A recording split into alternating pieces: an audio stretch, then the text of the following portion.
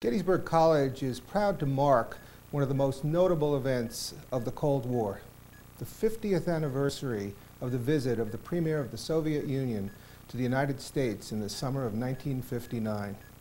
It was an era of tension between the United States and the Soviet Union, and since the satellite, Sputnik, had riveted everybody's attention, the tensions had gotten worse. The United States was concerned about its ability to maintain its supremacy over the Soviet Union in terms of its nuclear warheads. The Soviets were determined to catch up and, if possible, exceed the United States in its throw weight and its ability to fire weapons. That was pretty big stuff. In addition to that, there was a growing problem in Germany.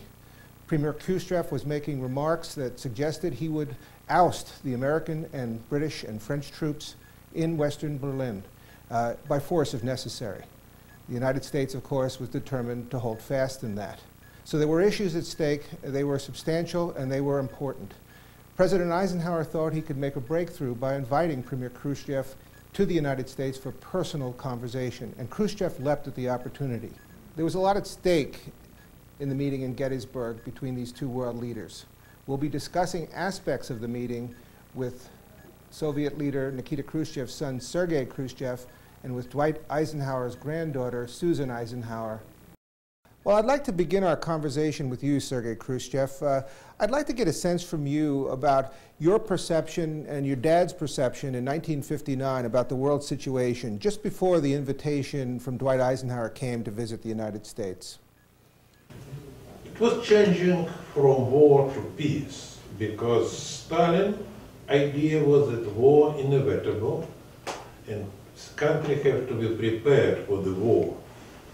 And it was enough ground about this, because it was endless discussion in the Congress how many Russian cities have to be destroyed. It depends how many nuclear bombs Americans have. At 25, that means 20.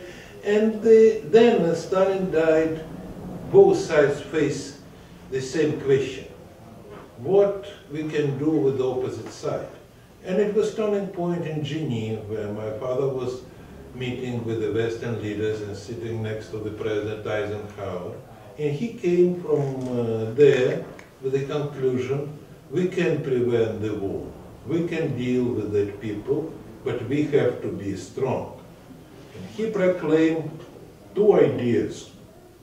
First is peace coexistence, that we cannot we can discuss which system is better, but we have to live together because we are living on the same planet. And secondly, he dropped all these communist dogma in 1956. We know 56, the secret speech, so-called secret speech about Stalin, but it was even more important in his report. He told that still the revolution is not inevitable, that we mustn't planning fighting the capitalism. We cannot say that we will discuss only with people that agree with us. We have discussed with people with whom you fully disagree, and that influence the opposite side. If you're feeling strong, you're feeling you're right. And it was the beginning of this discussion where both sides have the same feeling. We are right, but we have to find how we'll live together on this planet. And my father had a great respect to the President Eisenhower, and he was proud that he will visit United States, because it was, of course, the powerful country in the world. And he was the first Russian leader from Imperial Russia, from the Soviet Russia, who visited that country. For him, it was like discovery of America. You know, that's a very interesting analysis of how your father perceived the world. But if you look at it from the United States side, your father also said, rather famously, "We shall bury you." And a lot of people didn't take that as an economic interpretation, but as something more scary. And I can say that in general, as someone from that era, I'm old enough to remember Premier Khrushchev, that we feared the Soviet Union, and that the Sputnik satellite made a lot of Americans nervous about a potential escalation of the arms race and Soviet advances in the arms race. So what you're telling me is that your father had very good intentions of peaceful coexistence, but he was moving into a country, visiting a country that was nervous about relations with the Soviet Union, to put it mildly. You know, when we're talking about we will bury you, he never told this in this context. It was creation of the American propaganda. What he told, he just quoting Karl Marx when they told that capitalism would die, it will bury capitalism. It was very common in the Soviet and the communist world. So it's not insulting, it's not threatening, and just if you're saying America is a democracy, it's very similar. And he told just in this way. And it is another thing, when the president offered the open sky idea in the Geneva, it was the fear on the Soviet side and my father, because he told that if they overfly us, it will be the same as Stalin allowed Hitler to overfly our territory. They will discover how weak we are, and it will provoke America for the strike. So, if we will not strong, that we can show our strengths, we have to just bluffing and saying America that we are so strong and threatening them. So his policy was threatening because we were weak.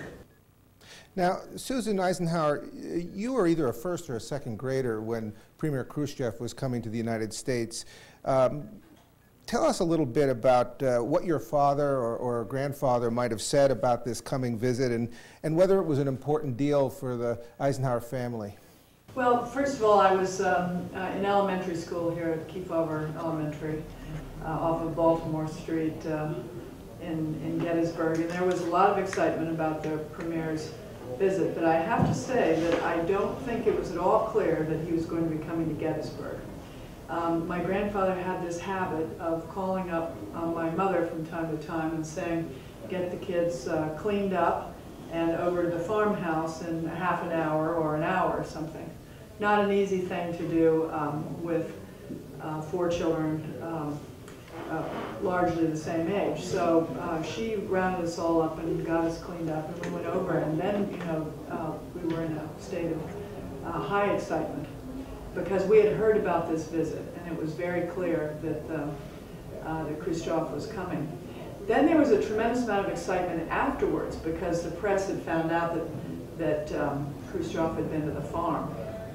And then the next thing was managing us children, because we had to go to school, and I think my parents were quite worried that we would be giving interviews, you know, from the school, from the school steps, and weren't quite sure what we'd be saying. So we had a little bit of a lecture after this visit to not to answer reporters' questions, and, you know, now what would you say if you were asked, and that sort of thing, because it really was a very exciting moment, and we were fully aware of that.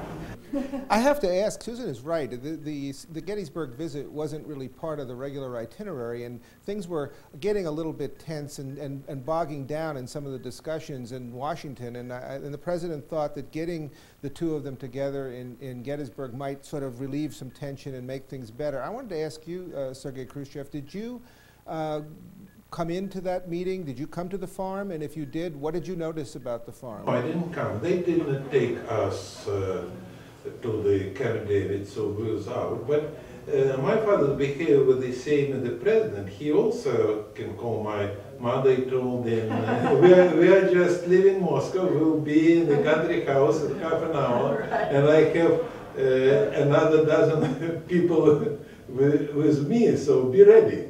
So we were ready, but we were in Washington, D.C., and I used that time for trying to chase butterflies. I collected butterflies. Today we're very used to the fact that heads of state go off to somebody's ranch. This has been happening, I remember since at the time of the Gorbachev meetings.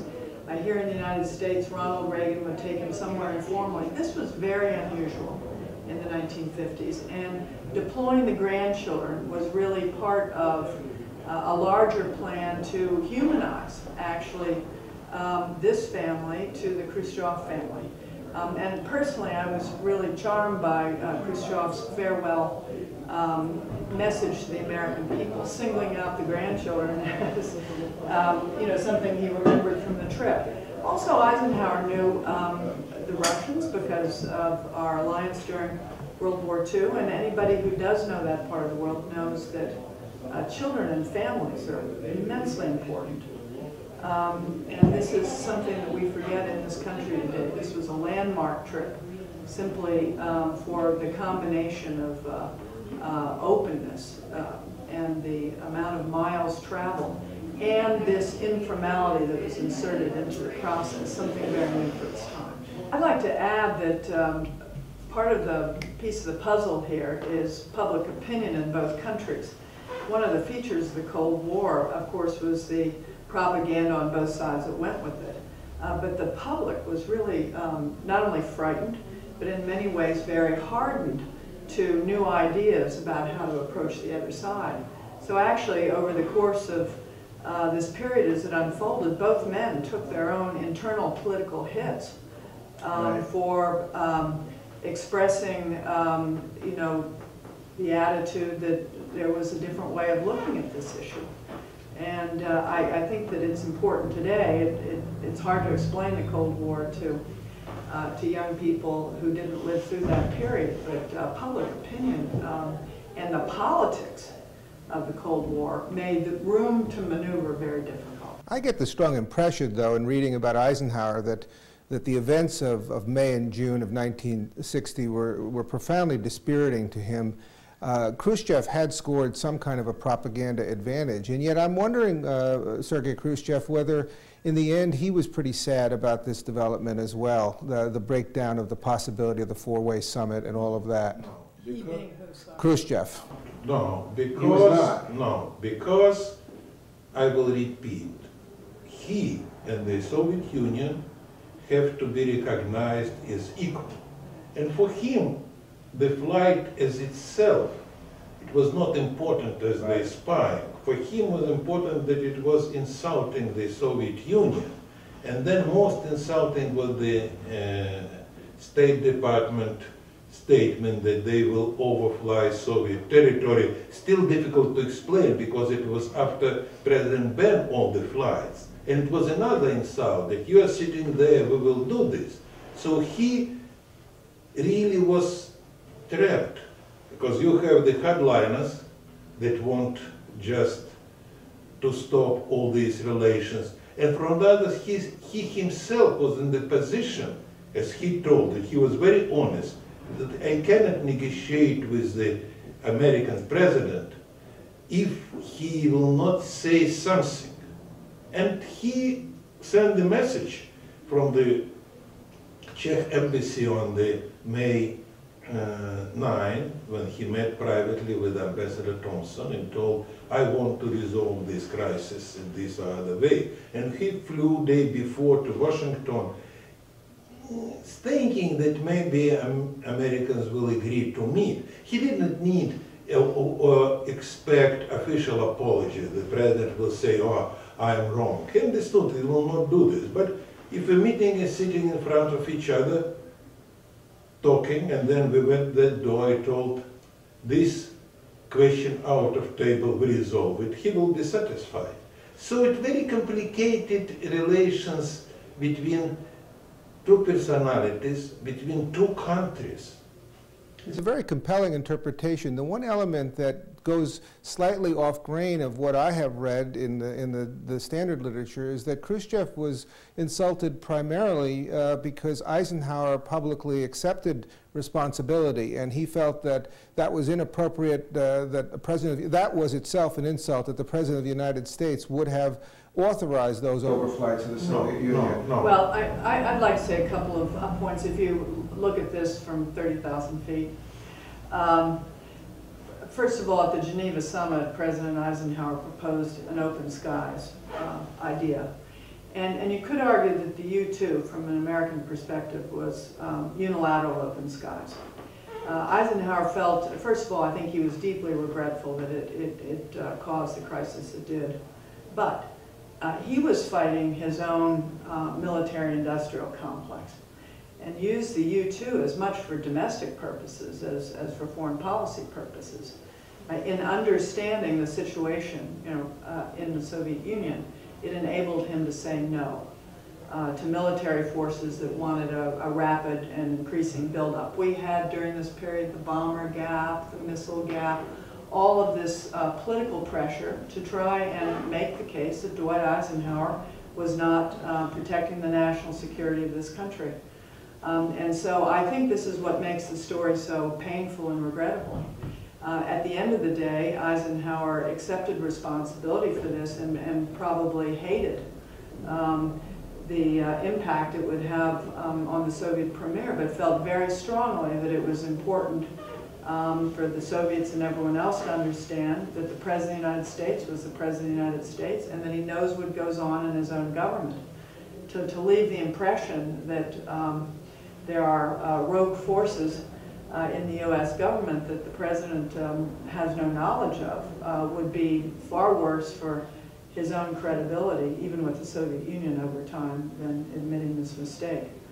At the end of the day, I think these were two men who understood the horrors of war and actually thought in very similar terms, in a way, about the unwinnability of a nuclear war and the importance of getting along in this world because so much was at stake.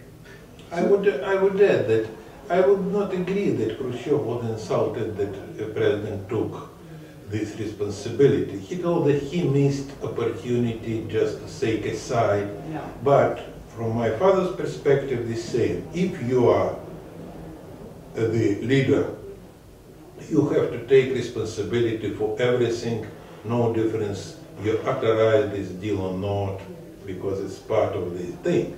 He was insulted by the State Department statement. It was that we will overfly, because authorization is one thing. I authorized, but we have to just calm it down and let's go forward. But if you are saying, I will do it in the future, it was very different. So we have to bring together State Department and the President. It's clear that this was an important episode in Cold War history, and it's one that we will continue to be discussing over a long period of time. I'd like to thank Susan Eisenhower and Sergei Khrushchev for coming in here to the Eisenhower Institute to discuss this important piece of American history and Soviet history, and we look forward to your further conversation on the subject. Thank you very much.